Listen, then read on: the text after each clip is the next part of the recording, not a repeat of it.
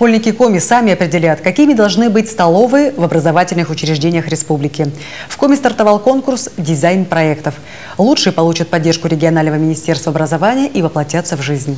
Творчество детей оценят в 5 номинациях: рисунок, макет, аппликация, презентация и компьютерная графика. Первые работы оценила Нина Чешкова.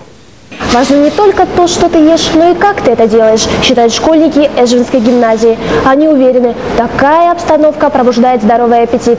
А обедать в этой столовой – одно удовольствие. И не только эстетическое. Ну что, приступим? Супы, котлеты, пирожки и до боли знакомый запах школьной столовой. Детей сюда притягивает не только аромат из огромных кастрюль. Яркие стены, результат их работы и повод для гордости. И хотелось бы взглянуть на то, каким образом можно оформить интерьер в столовой именно в ракурсе взгляда детей.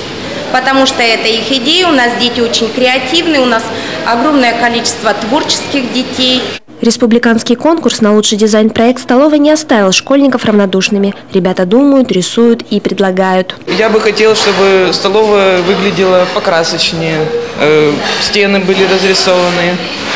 И хотел бы, чтобы оборудование было более современным.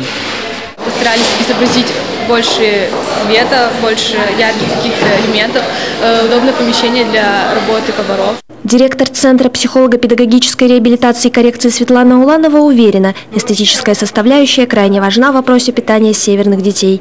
По ее словам, пора распрощаться с реалиями советских столовых. В памяти всплывают тарелки, вилки алюминиевые, столы не очень промытые и скамейки в беспорядке валяющиеся, как стоящие в столовой. Наверное, эти времена уже должны уйти в прошлое. Школьные обеды должны быть не только красивыми, но и вкусными, а главное – доступными. Сейчас за счет средств республиканского бюджета, рассказала Светлана Уланова, разовое питание получают учащиеся младшего звена. В перспективе это коснется и старших школьников.